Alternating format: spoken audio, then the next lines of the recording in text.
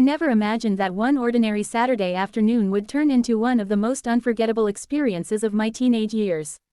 My name is Daniel Miller, and at the time I was just 16 years old, a junior in high school, and like most teenagers, my weekends were mostly about hanging out with friends, playing basketball, and finding new excuses to avoid homework. My best friend back then was Jason Carter. Jason and I had been close since middle school. We bonded over video games, late-night bike rides around the neighborhood, and a shared love for action movies. Jason's house was only a few blocks away from mine, and since his family always seemed so welcoming, I often found myself there, sometimes staying long past dinner. His dad worked long hours and wasn't home much, but his mom, Mrs. Carter, her name was Linda, was almost always around. She was warm, funny, and had this way of making everyone feel at home. That Saturday, Jason had invited me over to hang out, maybe watch the new superhero movie he'd downloaded. I didn't think much of it. I tossed on my sneakers, grabbed a hoodie, and headed out, the fall air crisp but refreshing. When I got to Jason's house, I noticed his bike was missing from the driveway. That struck me as odd because he never went anywhere without it. I rang the doorbell, and Mrs. Carter answered. She smiled the same friendly smile I had always known. "Hey, Daniel," she said. "Jason ran to the store with his cousin. He should be back soon, but you're welcome to come in and wait." I stepped inside, thanking her, and immediately smelled something amazing from the kitchen. Mrs. Carter had always been a great cook. Everyone in the neighborhood knew that, but this time the aroma was stronger than anything I'd experienced before. "What are you making?" I asked, curious. She laughed lightly. "Just some cinnamon rolls. I tried a new recipe, and they're about to come out of the oven." "You're lucky, you came at the right time." She guided me to the kitchen, and I sat down at the counter. A few minutes later, she pulled out a tray of golden brown cinnamon rolls that looked like something from a bakery display. She set them down in front of me with a plate and said, "You'll have to be my taste tester before Jason gets back." I bit into one, and my eyes widened. "Mrs. Carter, these are amazing." Her face lit up with pride. "I'm glad you like them." I wasn't sure if I added too much frosting, but I guess not. It seemed like a normal, cozy afternoon at first. But what happened next was something I never expected. As I was finishing my second cinnamon roll, Mrs. Carter sat across from me and gave me a look that felt different. Not unfriendly, not uncomfortable, but more serious than usual. "Daniel," she began, "can I ask you something?" I hesitated, unsure what she was about to say, but nodded.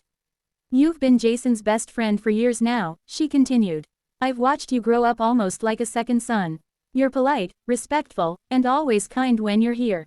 I just want to say that I appreciate that." I smiled awkwardly, not sure how to respond.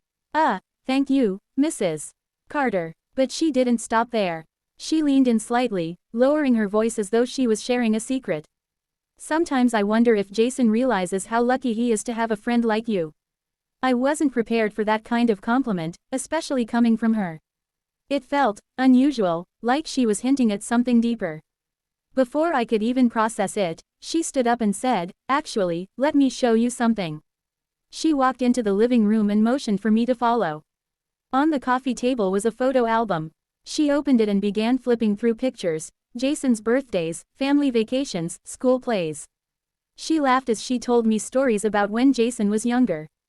But as she spoke, I realized she was also watching me closely, almost studying my reactions. At one point, she said softly, "You remind me a lot of Jason's dad when he was your age. Kind-hearted, always ready to help. I just hope you don't lose that as you get older." Her words carried weight, like she was sharing something personal.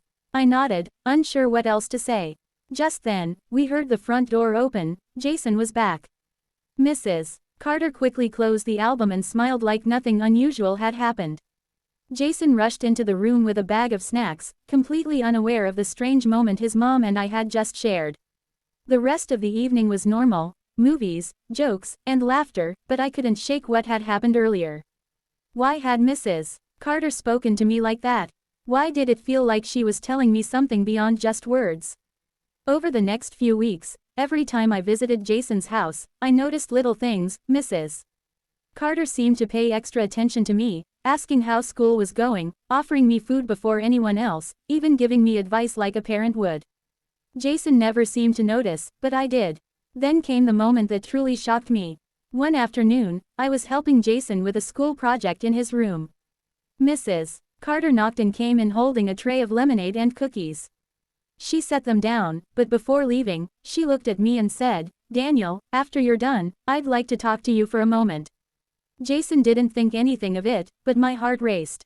Later, when Jason went to the bathroom, I went downstairs where Mrs. Carter was waiting in the kitchen. She looked at me with the same serious expression as before and said, "I just want you to promise me something. Promise me that no matter what happens in life, you'll always be there for Jason. He's a good kid, but sometimes he doesn't make the best choices. He needs someone steady like you." I was stunned. That was the shocking part, not because it was scandalous or strange, but because it was so heartfelt. She wasn't just a mom offering cookies, she was a mom entrusting me with something sacred, the role of looking out for her son. I promised her right then that I would. And I meant it. Years later, when Jason and I went our separate ways, different colleges, different states, that promise stayed with me. Whenever he needed advice, whenever he was going through a rough patch, I was there, because of what his mom had asked me that day. Looking back now, I realize the shocking thing wasn't what she did, it was the depth of trust she placed in me, a teenager who was just her son's friend. That day, I learned that sometimes the biggest surprises come not from dramatic events, but from the unexpected weight of someone's faith in you.